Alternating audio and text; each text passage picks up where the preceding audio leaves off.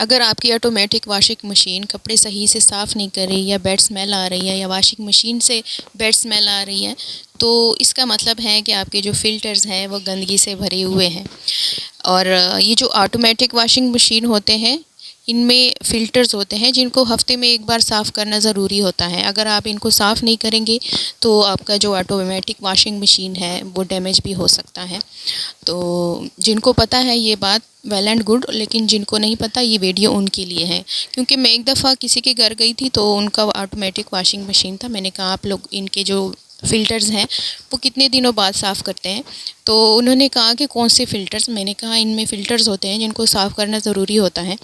تو میں نے ان کو فلٹرز جو ہے وہ نکال کے دیے اور ان کو صاف کیا۔ وہ اتنے گندگی سے بھرے ہوئے تھے، اتنا ان میں گند جمع ہوا تھا، کیونکہ 1 سال سے وہ ایسی ہی واشنگ مشین کو یوز کر رہے تھے، ان کو پتہ ہی نہیں تھا کہ ان میں فلٹرز بھی ہوتے ہیں، تو اس لیے اتنا کچرا اس میں جمع ہو گیا تھا۔ ان کو میں نے صاف کرنے کا طریقہ بتایا کہ اس طرح آپ نے برش سے صاف کرنا ہے، ان کا کچرا جو ہے وہ اچھے سے نکالنا ہے، اور ہفتے میں نہیں تو کم از کم 2 ہفتے بعد تو آپ نے ضرور جو یہ فلٹرز ہیں ان کو چیک کرنا ہے، ان کو صاف کرنا ہے، اور پھر ان کو صاف کرنے کے بعد ان کو میں نے طریقہ بتایا کہ کس طرح ان فلٹرز کو پھر دوبارہ واشنگ مشین میں لگانا ہے۔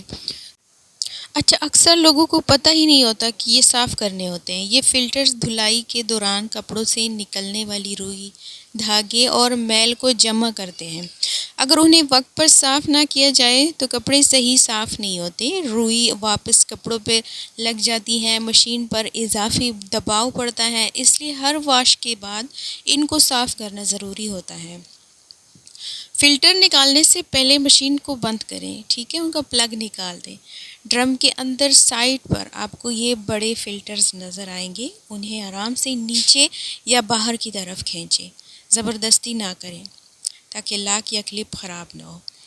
اب فلٹر کو نلکے کے نیچے رکھ کر اچھی طرح آپ نے اس کو دھونا ہے۔ اگر زیادہ میل جمی ہے تو برش کی مدد سے صاف کریں۔ یاد رکھیں صابن یا کیمیکل استعمال کرنے کی بالکل بھی ضرورت نہیں ہے، بس صاف پانی کافی ہوتا ہے۔ فلٹر مکمل خشک ہو یا ہلکا سا خشک کر کے واپس آپ نے اسی جگہ پہ صحیح طریقے سے فٹ کرنا ہے، اور دھیان رکھیں کہ صحیح لاک ہو جائے۔